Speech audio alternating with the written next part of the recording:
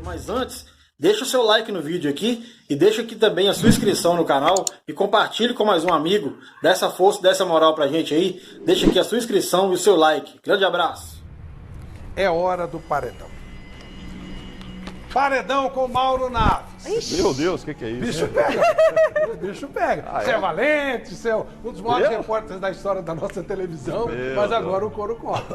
A pergunta que você sempre quis fazer para Mauro Naves, e eu começo perguntando, Mauro Naves, vou até colocar você já participou de farras com jogadores de futebol? Obviamente quando você era solteiro.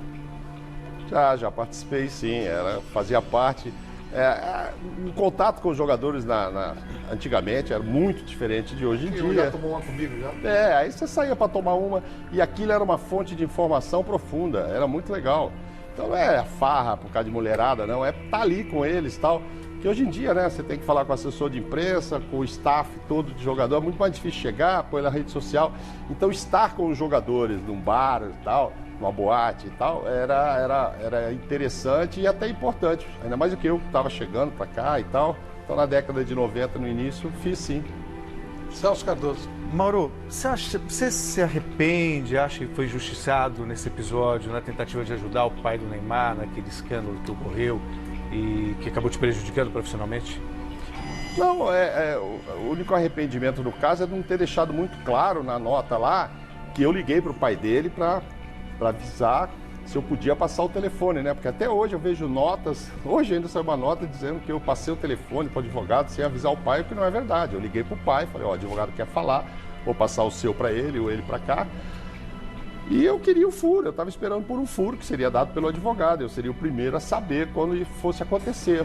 Mas ele perdeu a cliente, então é assim, eu fiquei sem a informação porque ele parou de cuidar do caso e eu perdi a notícia e por isso não avisei a TV. E a TV entendeu que eu deveria ter avisado. Eu estava esperando ter a notícia para avisar. Então, assim, se trata de arrependimento e tal. Foi uma interpretação da TV, que eu discordo, claro, acho que podíamos ter conversado. E eu não tinha como me antecipar enquanto eu não tivesse a notícia. Eu esperei o advogado falar com eles, eu mostrar para mim que ia entrar com o processo, vou entrar dia tal, ele ia entrar no Ministério Público. Só que ele saiu do caso antes de me dar o furo. E aí a TV entendeu que eu tinha que ter falado para eles e eu saí. Alberto Helena Santos. Qual a sua maior mágoa? E você se arrependeu de alguma coisa enquanto jornalista? Olha, Helena, assim, essa história eu não me arrependo. Eu acho que fiz um papel que eu fazia, sempre fiz, procurando a notícia, um furo. Em que pese achar um pouco relativo. Eu acabei de gravar o curso de jornalismo esportivo, eu falo muito sobre esse negócio do furo, ele às vezes é muito relativo, a gente fala aqui uma notícia, por exemplo, ninguém está acompanhando rede social, aí o Vampeta fala, o Corinthians comprou lá o colombiano, o fulano de tal, tá chegando e tal, às vezes saiu lá 5 minutos, quem estiver assistindo a gente vai achar que o furo é dele, quem leu um site vai achar que o furo é do site, é muito relativo essa coisa, fui eu o primeiro a falar. Eu acho que eu sempre agi com aquilo que vale para o jornalismo esportivo, a base do jornalismo. O jornalismo esportivo antes de nada jornalismo. Então você tem que ter imparcialidade, ter credibilidade para o cara olhar para lá, putz, o Mauro falou, eu acho que eu vou acreditar nele porque ele tentou checar e tal. Então eu sempre fiz isso. Não tenho assim, não me lembro de um caso que eu falei, puxa, eu acho que eu pisei na bola mesmo e tal. Esse caso ficou muito notório e mesmo nesse caso que acabou causando a minha saída, e eu continuei com a consciência limpa, achando que eu tinha agido como jornalista. Peguei alguém que ia ser minha fonte, pus em contato com outro, avisei, pá, não deu certo, mas assim, no momento não me lembro de nada que eu tivesse feito assim de eu me arrepender. Talvez não ter contado mais as histórias, Marcelinho, Vampeta, Rincon, naquela época. Ter escondido algumas histórias que hoje o Vampeta põe pra fora. Não, brincadeira, mas enfim. Chico Lang. Você que já cobriu seleção brasileira por muito tempo, né? Foram anos. Foram mais de 20 com a seleção. Mais de 20. Você já torceu contra a seleção brasileira? Não. Apesar de que alguns técnicos né, olham pra gente e ficam achando que a gente tá torcendo contra, que ele quer que ele caia. Eu não consigo torcer contra a seleção, não. Ao contrário, porque é sempre a única oportunidade que eu tenho de vibrar com gol, né? Porque quando eu tô dentro de campo, eu acho que sou, assim, fazendo um levantamento, o repórter esportivo que mais participou de transmissão de jogos na televisão brasileira.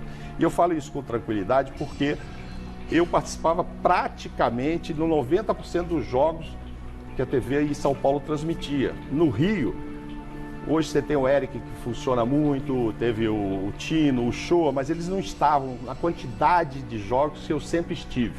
Né? De 1990 para frente, fiz todas as finais, Campeonato Brasileiro, etc.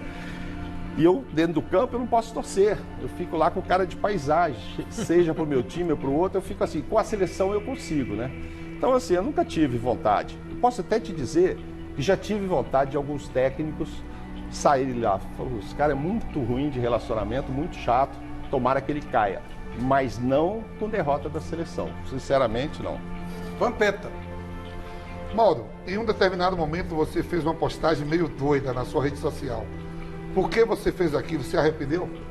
Foi isso aí, eu tô curioso. Você não viu não, hein? Meio doido, eu Você não arrependeu lembro de só. posar na G Magazine? No Gema, não.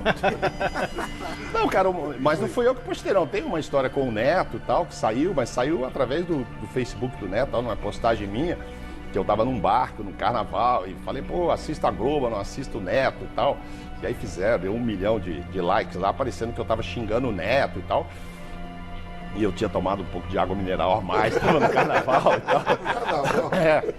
Tava no meio do barco lá e tal. Mas não fui eu que postei.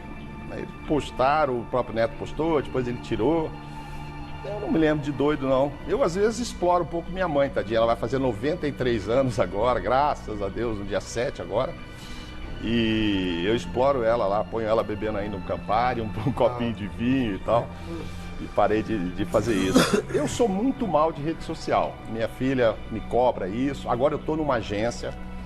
Depois que eu saí da TV, fui procurado, entrei numa agência de marketing esportivo, a Euro, e estamos assim, querendo fazer um site. Querendo não, vamos lançar aí um site com a minha marca, o que eu posso fazer, um talk show, uma palestra, etc. e tal.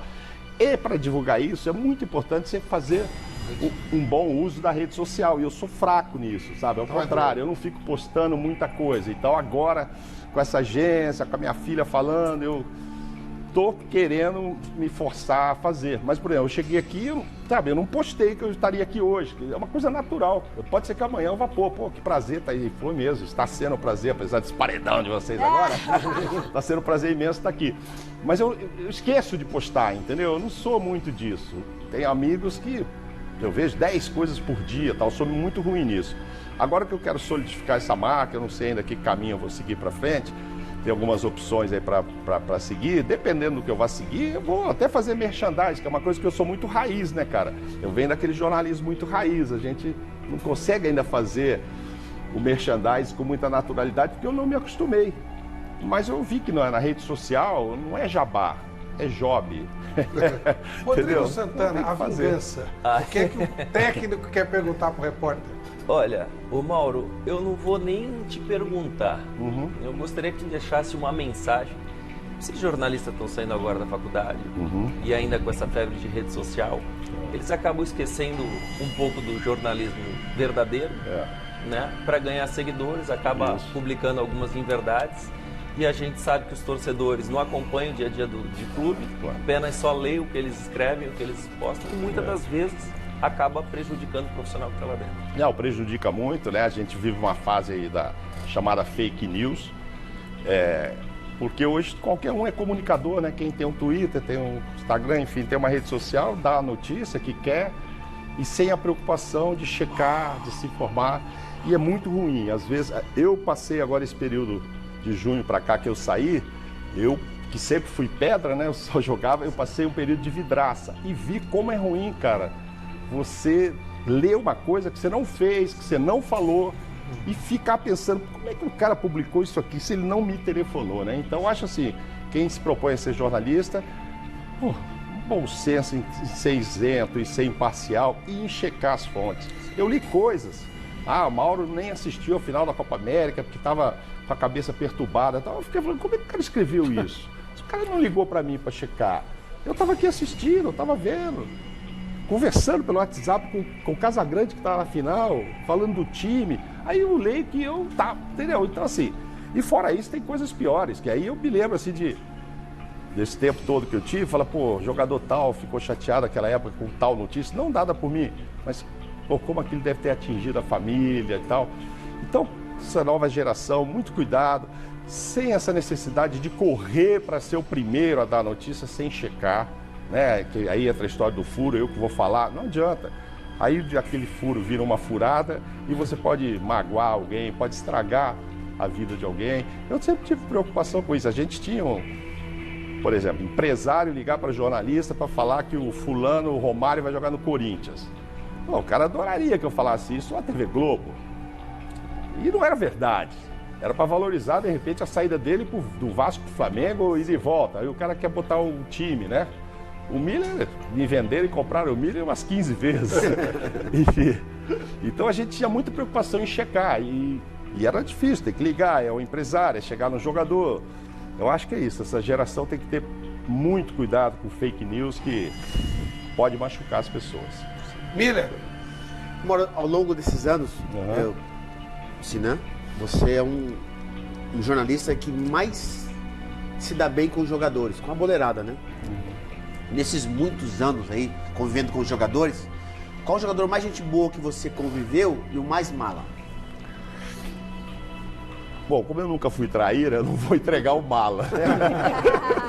E um dos motivos de eu me relacionar muito bem é que eu nunca fui traíra mesmo, sabe? Eu acho que nunca fui. Eu encontro hoje com a geração sua que parou e eu tive a oportunidade realmente de ver gente começando e parando e tal.